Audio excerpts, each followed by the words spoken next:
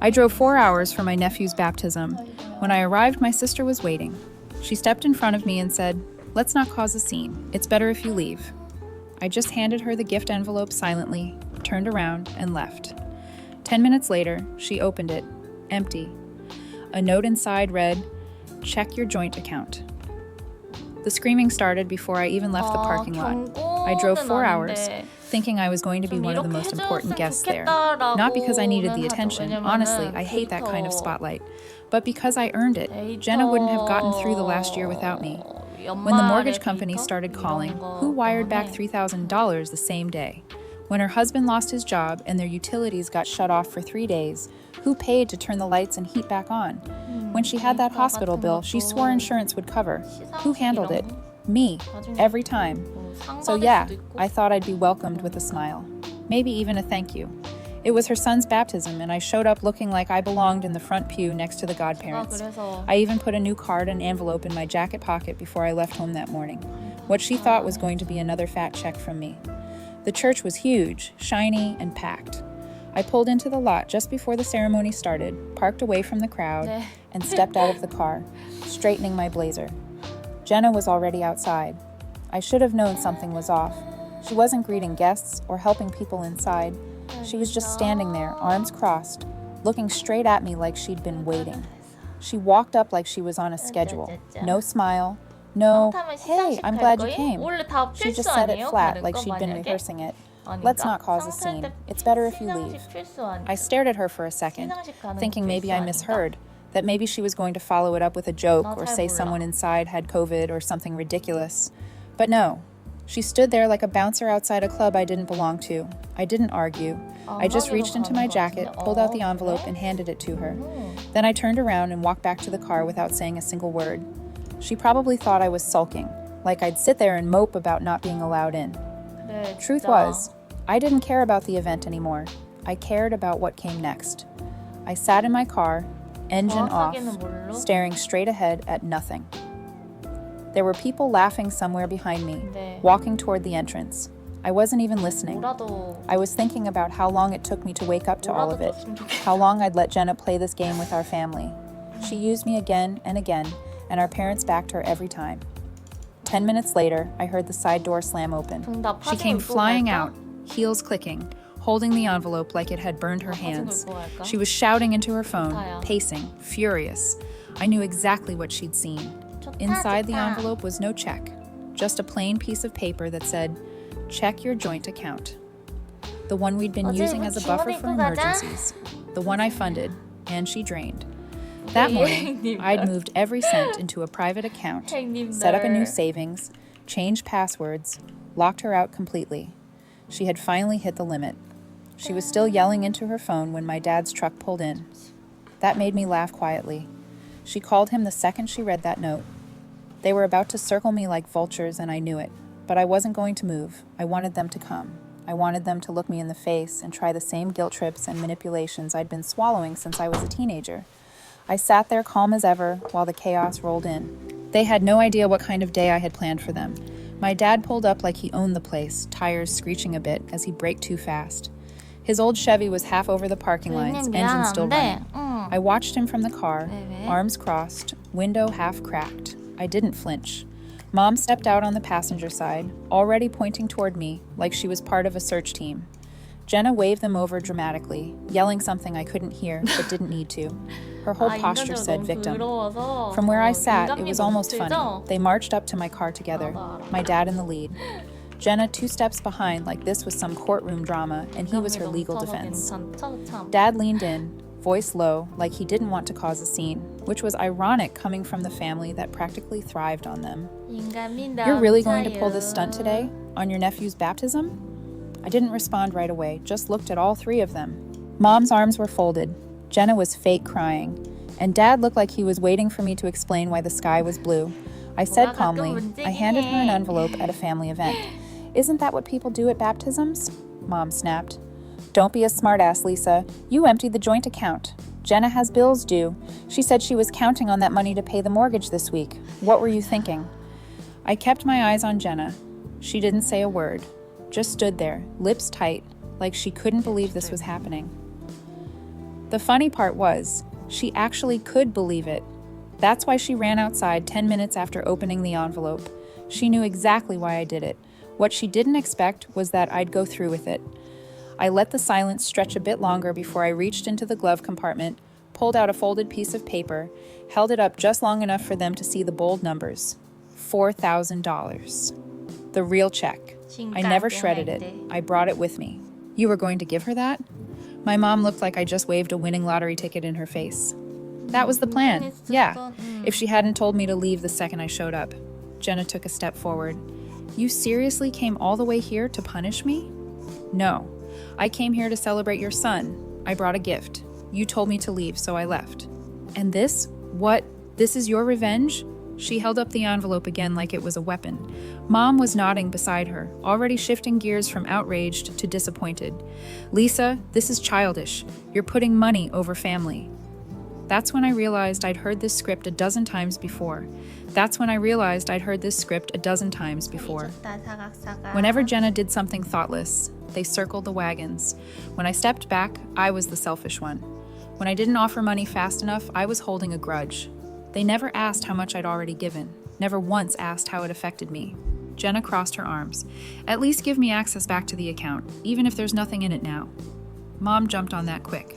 That's reasonable, Lisa. You can't just freeze her out completely. I looked at all of them. I'll think about it. I shouldn't have said that. The moment it left my mouth, I knew I had made a mistake, because in this family, I'll think about it wasn't a boundary. It was blood in the water. They were going to keep coming. And I was just getting started pulling back. They didn't leave after I said I'd think about it. That was their invitation to press harder, and they took it. The three of them stood there just off to the side of my car, whispering like teenagers in trouble. I rolled up my window halfway and turned the air on, letting them stand there and stew in their little circle. Jenna kept glancing over at me like she expected I'd lower the window again, hand her the check, say I was sorry. Like she was waiting for me to cave the way I always did. But nothing about me that day was soft. I just stared forward, hands on the steering wheel, waiting them out. Eventually, she turned and stormed back toward the church doors, heels clacking like she wanted everyone to hear how mad she was. Dad said something to Mom before he followed her. Mom lingered a little longer, gave me this tired look, the kind she always used when she thought I'd let the family down. Then she turned and left too. I waited another 5 minutes, then started the car and drove off. Not home, not yet. I just needed to not be seen. I ended up at a strip mall, 5 minutes away, parked in front of a grocery store, grabbed a coffee I didn't need, and sat there watching a couple argue over a parking spot. That's when it hit me, something I hadn't thought about in months. The car, the silver 2011 Honda Civic I'd driven for nearly 8 years. I gave it to Jenna and her husband last year when they were down to one car after his little accident. I remember the conversation clear as day. He was apologizing. Jenna was crying. And I said, "Screw it, just take it." I was planning to sell it, but it felt like the right thing to do at the time. Family needs help. You help. Except it was never treated like a loan, or even a gift with gratitude. It just became theirs overnight. No questions asked. No title transfer. I kept paying the insurance for a few months before I realized they hadn't bothered to get their own coverage. That's when I took it off my policy, and still not a word from either of them. I looked it up in my documents folder on my phone, registered under my name. No lien, no transfer. Still legally mine. That's all I needed to know. I called the towing company I'd used once before when a neighbor parked in my assigned space for 2 straight weeks. Gave them the license plate number, told them the make, model, and exactly where it was likely parked. Behind the church, small lot near the dumpsters where Jenna and her husband always parked when they didn't want their car seen by the front crowd. Guy on the phone said it'd be about 45 minutes. I gave him my info and told him to call me when it was done. Then I just sat there, sipping coffee that had gone cold, scrolling through my messages, rereading old texts from Jenna asking for money, never once offering to pay anything back. I thought I'd feel bad. I didn't. 40 minutes later, my phone buzzed. They had the car towed without incident, already on the way to the impound lot where it would sit under my name until I figured out what to do with it. Back at the church, I imagined Jenna still smiling and mingling, completely unaware her husband's ride home was being hooked and driven away. That was about to be her second surprise of the day. And this time, she wouldn't have anyone else to blame. I stayed in that parking lot longer than I needed to.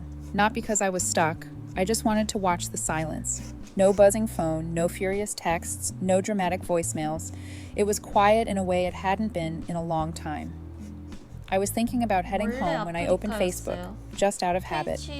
That's when I saw Jenna's post, a full album already up. The baptism, her in a pale blue dress, their baby in that too big white outfit with lace that looked like it belonged in a costume shop, smiling in every shot, my parents standing proud beside her like nothing had happened. The caption read, "Grateful for the love, the faith, and the people who show up when it matters." Nice little jab there at me. I almost laughed, but something caught my attention. The last photo had stopped floating. I refreshed. The album stalled. The group photo she'd captioned, the whole family, disappeared mid-upload. Only a few photos remained now, like the rest had been ripped out of a scrapbook. The caption was cut off too, like she had stopped typing mid-sentence. I kept refreshing, but the post didn't change. That's when I knew something had happened. Before I could even guess what it was, my phone rang. Unknown number. Normally, I don't answer those, but I had a feeling. I picked up. It was Jenna's husband. He didn't waste time. "Where the hell is the car?" I told him straight. "It's still registered in my name. I gave it to you because you needed it, but it was never yours. And considering how today went, I figured it was time I took it back." He didn't raise his voice. Not yet. Just asked how I could do that on the day of my nephew's baptism. How I could leave them with no ride, stranded with a baby. But then he said something that stopped me cold.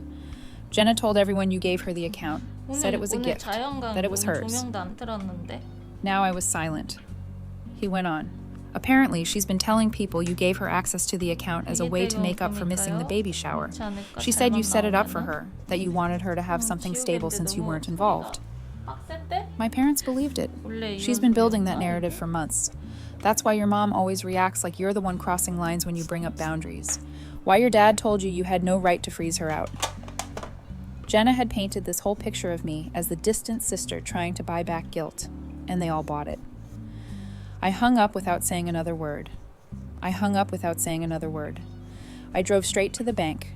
I sat down with a rep, showed my ID, and said I wanted the joint account closed immediately. I wanted her card deactivated, the account flagged for any suspicious activity, and a letter of closure mailed to her address. I could have done it weeks ago, but I wanted to believe she was just careless, not manipulative. I was wrong. She knew exactly what she was doing. As the teller processed it, I remembered something else. Jenna's husband had posted about a job interview earlier in the week. I checked LinkedIn. The job was across town. Without that car, without the account, they were stuck. I left the bank with a printed statement confirming the closure. It felt like taking off a weight I'd been carrying for years without noticing. For a moment, the silence returned, peaceful again. But I knew it wouldn't last. They were going to come after me now, not just with guilt or yelling. They were going to come begging. The silence didn't just end, it shattered. I woke up to my phone buzzing nonstop. 4 missed calls, 3 voicemails, all before 7 a.m. First was Mom, then Dad, then Jenna twice. The kind of timing that tells you they were sitting together deciding who'd try first. I didn't listen to the voicemails. I didn't need to. The text filled in the blanks quickly enough. "Lisa, we need to talk. This is serious. Please don't ignore us. I have a baby. I can't get to work. Please don't do this. You're not thinking straight. This isn't you. At least give access back to the account until Friday. Please. Just until Friday." The last one came from Jenna, and it was a screenshot of her bank account overdrawn by $217. Below it was a crying emoji and a picture of the baby sitting on the living room floor in a diaper. Like she thought that would seal the deal. The same trick she always used. Pity, then pressure. An hour later, Mom called again. This time I picked up. Not because I wanted to hear it, but because I knew if I didn't, they'd just keep calling. She didn't even say hello. "Are you really doing this to your sister?" That was her opener. Not, "How are you?" Not, "Let's talk." Just accusation. She went on. Said Jenna was humiliated that she had to borrow a ride from a neighbor to get to work, that they didn't have enough gas money now, that she was crying all night, that the stress was dangerous with a baby around. She said she didn't understand how I could go from being the most generous one in the family to suddenly acting like a stranger. Then she dropped the line she'd been saving. "Your father and I think maybe you should talk to someone. This kind of behavior, it's not like you." There it was, the shift. When guilt didn't work, they pivoted to suggesting something was wrong with me. Like setting boundaries after years of being used was a symptom of mental instability. I stayed calm. I told her I was fine, that I had simply decided not to be taken advantage of anymore, that I didn't owe Jenna or anyone endless money just because I didn't have a kid. And then just when I thought we might end the call in silence, she said something that stuck. If this is about the car, you got it back. But you can't punish a mother like this. That's your nephew. It wasn't about the car, not really. It was about how easy it was for them to rewrite the story, to make me the villain the second I stopped giving. But they didn't want to hear that. They wanted access back to the account, and they were going to squeeze every emotional pressure point to get it. That afternoon, while I was working from home, the doorbell rang. I opened the door to find the Honda parked across my driveway. No one standing there, just the car, and a wrinkled envelope tucked under the windshield wiper. Inside, it was a single sheet of paper that read, "You want control? Fine, take it. No keys, no explanation, just drama, delivered by vehicle." They'd clearly gone to the impound lot, paid to get it back, then left it at my place like they were throwing a tantrum. What they didn't know is that I still had the spare key in my drawer. I walked over, unlocked it, and drove it around to the back. I didn't even bother texting them. Later that night, Jenna called again, crying this time, full meltdown mode. She said her job was on the line, that she couldn't afford to miss another shift, that everything was falling apart. She said the account was all she had left to get by this week, just a few days, just until Friday. Her voice broke like she was holding the baby in one arm and the phone in the other. I didn't yell, I didn't lecture, I just said, "I'll think about it." And I knew, even before she thanked me, that I'd made another mistake. Because to Jenna, those 4 words meant the door was still open. That her grip wasn't broken, just weakened. That night, I barely slept. Every time my phone buzzed, I expected it to be another message, a new plea, a fresh guilt trip. They weren't done. They were just warming up. I stared at the last message for over an hour before sending it. No edits, no backspaces. Just one line that had taken me years to arrive at. I've thought about it. The answer is no. I hit send, turned my phone face down on the table, and walked outside. I didn't need to see the reaction. I already knew it. There'd be shock first, because Jenna believed deep down that I'd never really pull away. Then anger. Then the same recycled guilt they always threw at me like a rope, assuming I'd grab it. But this time I didn't. The strange thing was how quiet everything felt after that message. No immediate calls, no buzzing notifications. I thought maybe they'd finally accepted it. Maybe the silence was their answer. Maybe that was it. It wasn't. Later that night, I got a call from Dad. I almost let it ring out, but curiosity got the better of me. He sounded calm, too calm, like he'd been practicing what to say. "Why don't you come over for dinner? Just talk this out," he said. "Everyone's here. Jenna is ready to apologize." That word, apologize, landed strange. It didn't belong in her vocabulary, not sincerely. I asked if this was about the account. "No," he said. "This is about family. Let's not let this thing split us apart." I told him I'd think about it. He said, "Okay." I already knew I wasn't going. The next day, Mom sent me a message that started with, "I know you're hurting," the kind of message you send when you're trying to reposition someone else's boundary as a symptom. She said Jenna was under pressure, that being a mother was hard, that sometimes people say things they don't mean, that deep down, we're still siblings. Then came the pivot. She said Jenna's husband had just gotten a new job offer and they needed the Honda again, just for a little while, until they got back on their feet.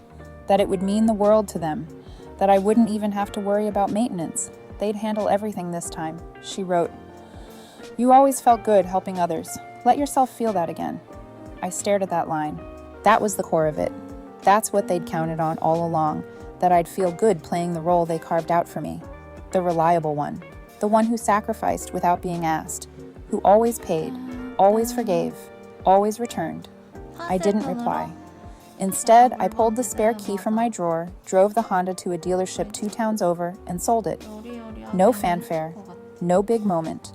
Just clean paperwork, a decent offer, and a signature that felt more freeing than any therapy session I'd ever been talked into. The guy at the dealership asked why I was selling. I told him it was time, that's all. When I got home, I logged into my bank and confirmed the joint account was fully closed. Nothing pending, no cards still linked, just gone.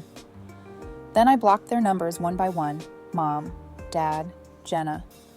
It felt extreme even as I did it, like I was hitting some irreversible switch. But it wasn't a tantrum, it wasn't revenge, it was self-respect, 20 years late. They had crossed a line they didn't think existed, and now they were on the other side of it.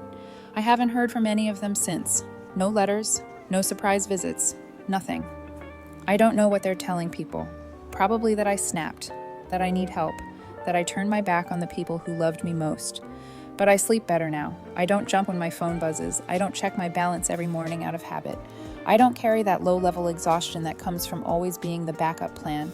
Jenna has her life, and now I finally have mine back. 2 months passed with silence so deep, I started to think maybe they'd finally let it go. I wasn't naive enough to believe they'd changed, but I thought maybe they'd shifted their attention somewhere else. Jenna always needed a new crisis, and maybe I was no longer useful in that storyline. I started feeling like myself again. Not the version they sculpted for their convenience, but the one I'd slowly been rebuilding in the quiet. I was sleeping better, working with more focus. I'd even started dating again, something I hadn't had the mental space for in years. And then out of nowhere, I got a letter in the mail. Not a card, not a typed note. A real letter, handwritten, folded carefully into an envelope with my name scrawled across the front in Jenna's unmistakable handwriting. I almost didn't open it. I stood in my kitchen for a long time, just staring at it. Inside, it started with something unexpected. I guess you think I'm the villain in all this. No apology, no admission, just that sentence, like we were debating a movie and not a years-long pattern of manipulation. She said she wanted to explain things, said she was in a hard place and didn't know how else to survive, said she leaned on me because I was the only person who ever came through, and that somewhere along the line, she stopped seeing me as a person and more as a solution. She said the lies about the joint account got away from her, that she didn't mean for them to last that long, that by the time I found out, she didn't know how to backpedal without losing face. And then near the end, she wrote this: "I'm not asking for money. I just want to know if we'll ever speak again." I read it twice, then once more a few days later. It wasn't quite manipulative, not this time. But it also wasn't a true apology. There was no ownership, no sentence that began with, "I was wrong." Just a long letter about how hard her life had become without me propping it up. I didn't write back. Instead, I took a walk, thought about everything that had happened, everything I let happen, and then I wrote a note, just a few lines. I didn't send it, but I keep it in a drawer now. Something to read when I start wondering if I was too harsh. It says, "It's not that I hate you. It's that I finally love myself enough to stop letting you drain me." And that's the part none of them ever seem to understand. Loving yourself isn't a betrayal. It isn't abandonment. It's just overdue. I spent years being the reliable one, the fallback, the fixer, the family ATM. And the more I gave, the more invisible I became, not just to them, but to myself. They didn't see me. They saw what I could offer. And when I stopped offering, they acted like I vanished, like I'd stolen something from them, instead of reclaiming something that was mine to begin with. I think about the car sometimes, not because I miss it, but because of what it represented. I used to feel guilty about taking it back, about selling it, about making them walk. But now I realize I'd been walking alone for years. They just finally noticed. I don't know if Jenna ever told the truth about the account, or if she still spins the story like I abandoned her during some crisis.